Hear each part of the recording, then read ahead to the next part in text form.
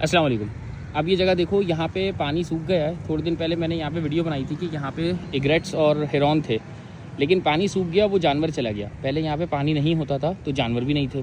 पानी आया, कीड़े पैदा हुए, अल्लाह ताला ने वो जानवर बेचा, नेचर ने वो जानवर भेजा यहाँ पर। वो जानवर आया, वो अपना खाना खाता रहा। जैसे ही पानी सूखा वो जानवर चला गया।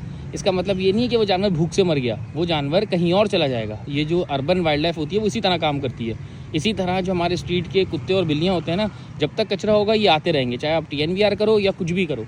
और जैसे ही कचरा साफ़ कर दोगे ये जानवर चले जाएंगे। अभी पानी सूख गया, अब यहाँ पे कोई बगला नहीं होगा। अब जैसे यहाँ पे दोबारा पानी स्टार्ट होगा, कीड़े बनेंगे, अल्लाह नेचर को ज़रूरत पैदा होगी, यहाँ पे अल्लाह ताला उसी हिसाब से अपने जानवर भेज देता है, या साइंस अपने हिसाब से वहाँ पे जानवर पैदा कर देती है। ये बात कम से कम जो फैमिली ट्रॉमा वाले लोग हैं और ब्रोकन फैमिली के बड़े उम्र के गैर शादीशुदा लोग हैं ना, उनको जल्दी समझ में आ जाए तो कुत्ते बिल्लियों की जान बच जाएगी। बस ये है कहानी, ये मिसाल है। अब कोई भी ना ड्रोंगो है ना कुछ है, कोई एनिमल यहाँ पे नहीं है, क्योंकि अब ये ड्राई हो गया है। अब यहाँ पे उन एनिमल्स की ज़रूरत नहीं है, उनका यहाँ से रिस्क ख़त्म हो गया है। इसका मतलब ये नहीं कि उनकी लाशें झाड़ियों के अंदर पड़ी हुई हैं और मर गए।